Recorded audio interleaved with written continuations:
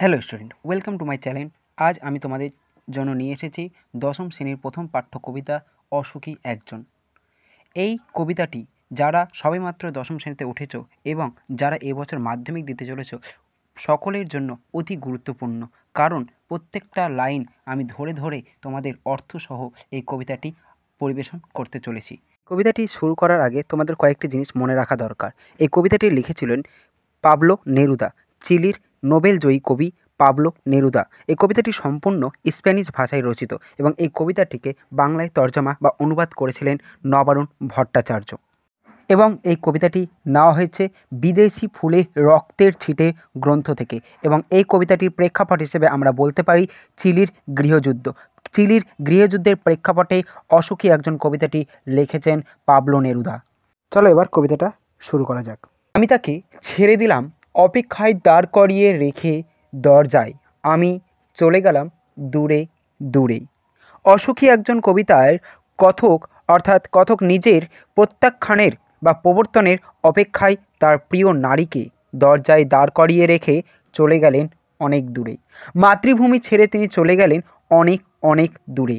কারণ হিসেবে তোমাদেরকে প্রথমেই বলা হয়েছে এই কবিতাটি লেখা হয়েছিল গৃহযুদ্ধের প্রেক্ষাপটে, আর সেই গৃহযুদ্ধে যুদ্ধ চলাকালীন গৃহের সকল ছেলেদেরকে সেই যুদ্ধের সেনাবাহিনীতে পাঠানো হতো যুদ্ধ করার জন্য। তাই কথক তার প্রিয়জনকে অর্থাৎ তার মাতৃভূমিকে বা কোনো একজন ব্যক্তিকে সে তার যাকে সে অনেক মন থেকে ভালোবাসে তাকে ছেড়ে সে অনেক অনেক দূরে চলে গেল।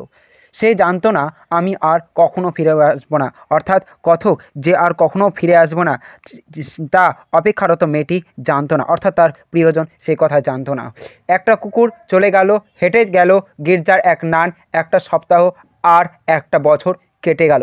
সেই অর্থাৎ রাস্তা দিয়ে কুকুর চলে গেল, গির্জার নান হেঁটে অর্থাৎ সাধারণ স্বাভাবিক ঘটনার মধ্যে দিয়েই কেটে গেল একটা সপ্তাহ আর একটা বছর। বৃষ্টিতে ধুয়ে দিল আমার পায়ের দাগ, ঘাস জন্মালো রাস্তায়, আর একটার পর একটা পাথরের মতো পরপর পাথরের মতো বছরগুলো নেমে এলো তার মাথার ওপর।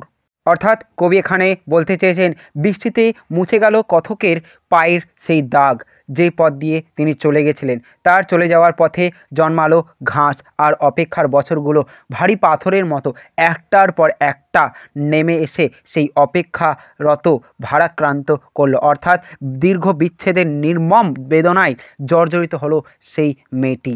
তারপর যুদ্ধ এলো রক্তের এক আগ্নেয় পাহাড়ের মতো। শিশু আর বাড়িরা খুন হলো, সেই মেয়েটির মৃত্যু হলো না।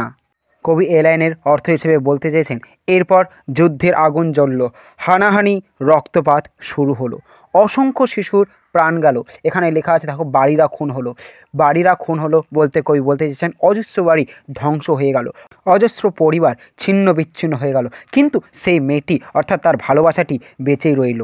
কারণ প্রিয়জনের জন্য অপেক্ষার মৃত্যু হয় না, ভালোবাসা বা মানবতা মৃত্যুহীন।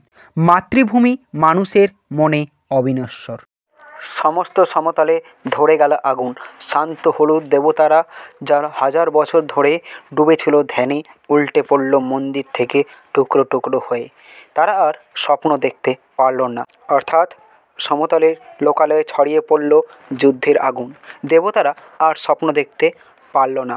সনাতন দেব ভক্তি আর বিশ্বাস টলে গেল, যেন মন্দির থেকে টুকরো হয়ে উল্টে পড়ল দেবমূর্তিগুলি। সেই মিষ্টি বাড়ি, সেই বারান্দা যেখানে আমি ঝুলন্ত বিছানায় ঘুমিয়েছিলাম, গোলাপি গাছ, ছড়ানো করতলের মতো পাতা, চিমনি, প্রাচীন জলতরঙ্গ সব চূর্ণ হয়ে গেল, জ্বলে গেল আগুনে। এর অর্থ হিসেবে কবি বলতে চেয়েছেন কথকের সেই সুন্দর বারান্দাওয়ালা বাড়ি যেখানে ঝুলন্ত বিছানায় ছোটোবেলায় অর্থাৎ তার শৈশব কেটেছে, যেটি নিশ্চিহ্ন হয়ে গেল সেই যুদ্ধে। সেই প্লবিত গোলাপি গাছ, চিমনি, জলতরঙ্গ অর্থাৎ স্মৃতিমাখা সেই ছোট বড় সমস্ত অনুষঙ্গ নিশ্চিহ্ন হয়ে গেল, বশীভূত হয়ে গেল সেই আগুনে। যেখানে ছিল শহর সেখানে ছড়িয়ে রইল কাঠকয়লা, দোমড়ানো লোহা, মৃত পাথরের মূর্তির বীভৎস মাথা, রক্তের একটা কালো দাগ, আর সেই মেয়েটি আমার অপেক্ষায়। কবি একেবারে শেষ স্তবকে এসে বলতে চেয়েছেন, শহর জুড়ে পড়ে রইল শুধু ধ্বংসের চিহ্ন, কাঠকয়লা, দোমড়ানো লোহা, পাথরের মূর্তির ছিন্ন শিরছিন্ন আর সেই রক্তের কালো দাগ। যখন রক্ত জমাট বেঁধে যায় তখন কালো রং ধারণ করে।